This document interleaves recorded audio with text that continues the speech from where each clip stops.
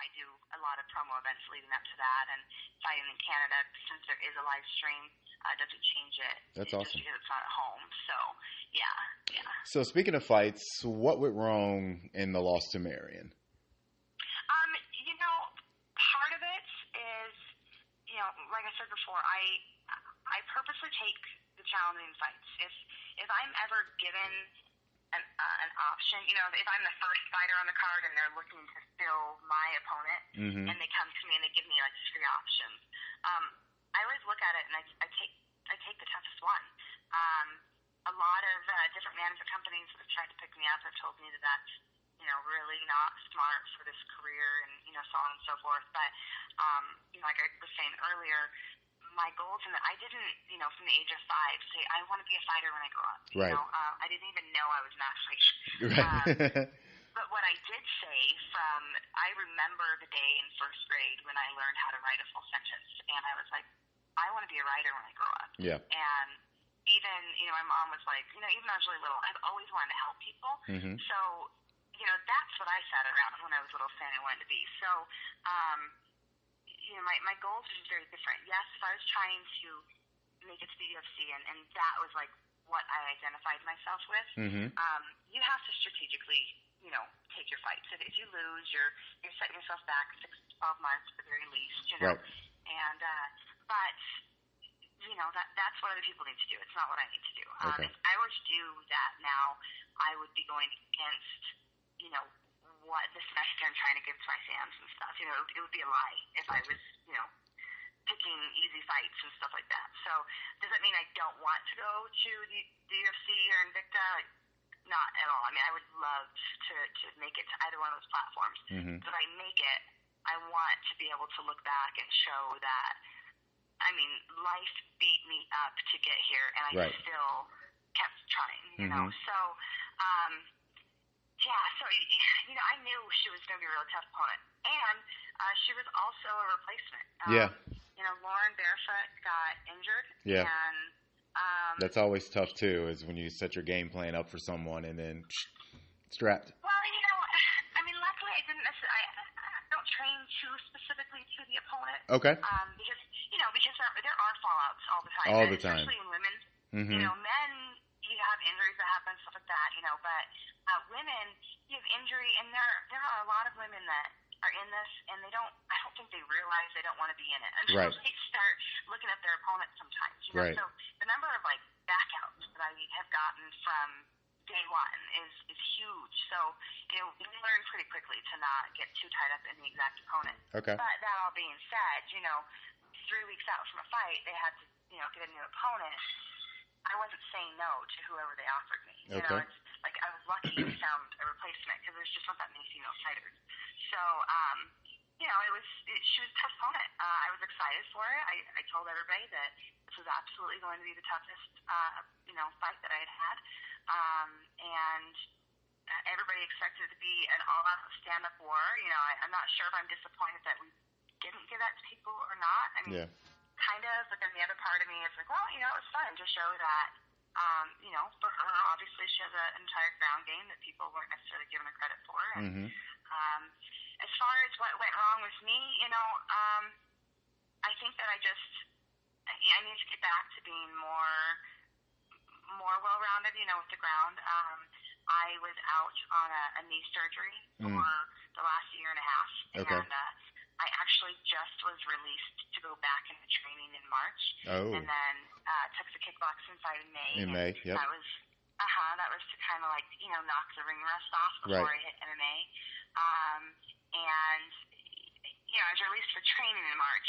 I didn't hit the ground heavy until really after Glory. So, which I thought was going to be okay because muscle memory. I was really just trying to waking it back up. Right. But, I have no problems saying, obviously I need to work my ground a little bit more.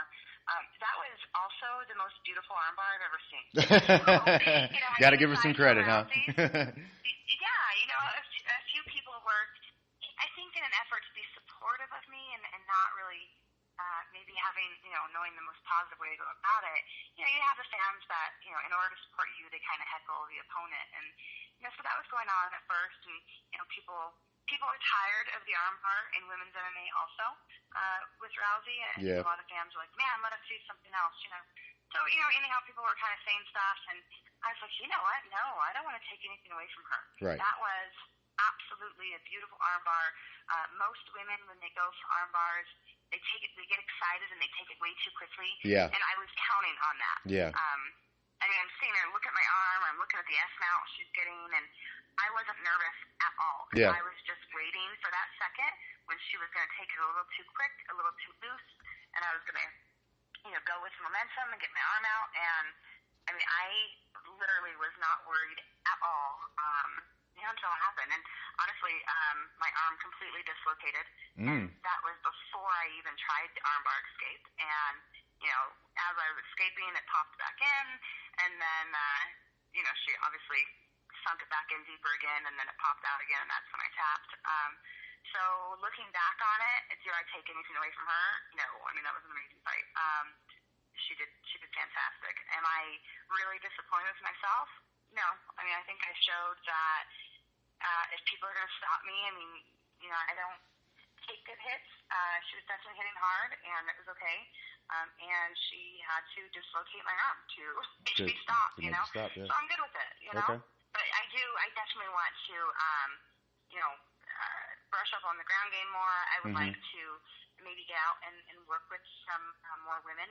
There's not a ton of women, and we have a couple at our gym, but they are new, and I really appreciate them a lot. But the feel of of guys working with you versus the girls, it's a whole different feel. For sure. I would definitely like to add that, a little bit more, go get some cross training. Okay. With some more women that I can train with, here and there, just to get that feel a little bit better, and maybe not have to experience that kind of last second surprise again. But overall, even with the loss, I'm good. Okay. Well, there was a moment in the fight when you were on your back, and it looked as if you were starting to climb with your legs to possibly set up a triangle. Were you seeing? Is that the moment that you were just describing, where you kind of saw an opening, and you were just kind of sitting there waiting for her to make the mistake, where you'd be able to take advantage of the missed opportunity on her part? No, that was separate. That was working just a guard game and trying to. You always have to wait for them to kind of screw up and give you something. There's literally no such thing as forcing somebody to do your will. But right. But no, the moment I'm talking about is when she was actually in full mount. Okay. And at the end there, and she started taking an S mount, and you don't see that a lot with the women. But were you going for a triangle in the moment that I was describing when you were on your back? You know what? That was fuzzy. I've seen some pictures and stuff. I remember, working in for some stuff, but I think I was more setting up. Setting up. Okay. Waiting for her to come in, and either way, I know at one point I was thinking that there was going to be an armbar that would open up, and then the way she shifted, it was going to change to a triangle. But there was that point where I was waiting and expecting for a submission to open up right there. No, but whether it was a triangle or an armbar, there's obviously a few different little setups there. So is there like an immediate difference that you can notice right off the bat, as opposed from fighting a pro fight as opposed to an amateur bout?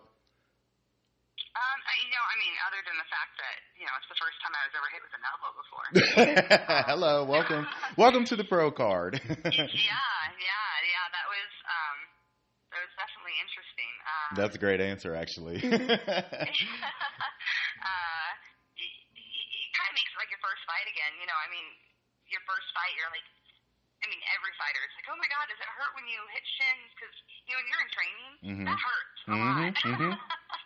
And you picture like, oh my God, what is it going to feel like when you go, all out, and you have all those fears, and so then you reassure yourself in your amateur career that you can't really feel that stuff. Right. But then, if you get accidentally even slightly bumped with an elbow in training, you're like, ow. So there's a little bit of leeriness. You're like, okay, that's girl is going to throw that thing at me as hard as she can, what is it going to feel like? You know, you see so many, usually the cuts are happening from the elbows and stuff like that. So, I mean, there was kind of that, but luckily, you know, I don't know what it is, but my focus that starts the day of weigh-in, I mean, I might have nerves up until weigh-ins, but that morning I wake up and I'm so focused, and I don't even think of any of those, like, scary thoughts or, you know, which is great, you know, because none of that gets in my head.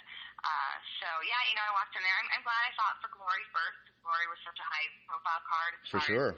You know, the lights in your face, and, you know, the camera's right there, and tons actually there was a lot more promo stuff leading up to Glory than there was with RFA. For sure. You know, the number of, like, radio interviews and events and all that stuff. So I was glad that I was exposed to that first, because, I mean, I didn't even think of it with RFA. I mean, I thought nothing of it.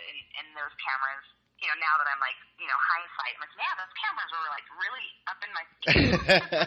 But, yeah, I didn't even notice it on fight day. So out of all three sports, the kickboxing, the MMA, and then the traditional boxing, which is your favorite to train? Oh, to train? Yeah. That's a new spin to the question. Everybody keeps asking me which one is my favorite. No, I'm not everybody. I think that's boring to ask. I like it. No, I appreciate you kind of, like, looking up the interviews. It's more fun to have a new one, you know. To train. Probably the kickboxing. Why is that? I don't know. I don't know. I guess I'm not sure what it is, because it's not that I'm better at that or, you know, anything like that. It's just, I feel like I'm playing when I'm doing kickboxing. And, okay. Maybe because most of my competitive experience is in MMA, and, you know, it depends on where opportunity takes me, but, you know, that's definitely been more where, like, the career was headed. So maybe I'm too hard on myself with MMA.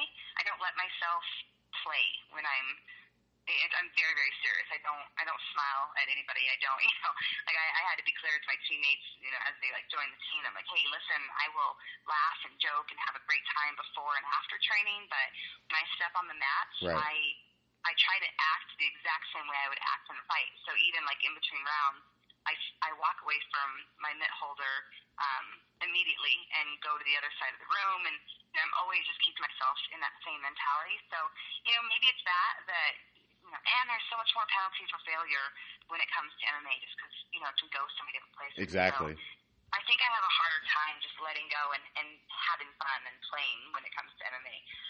And boxing, because so much of my stance work is more in kickboxing and MMA, I think I just have to kind of focus more. You know, I have fun with boxing, but there's definitely more of a, you know, thinking about it as far as making sure that my stance is, you know, sideways, not square, you know, so on and so forth. So I guess kickboxing is just, like, the one that I can get on the mat. I can just totally not think and just go with the flow and have the time, and I don't care how I perform in sparring, you know. So probably that. Okay. But I don't know about fighting or any of that. So which is funny, because when I first started, my striking was, like, the most inept thing you could do. It was like what happens when you have a ball in your hand? Yes. Yeah, all of the coaches that did striking with me, like, everybody but Michael Sullivan, actually, was like, you should quit.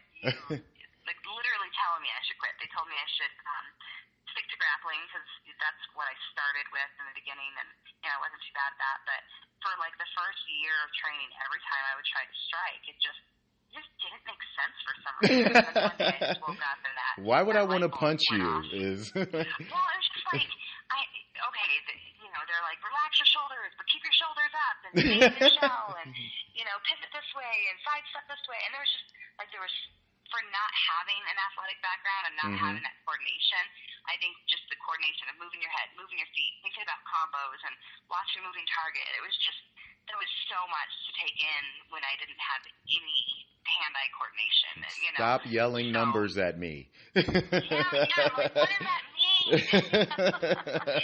So,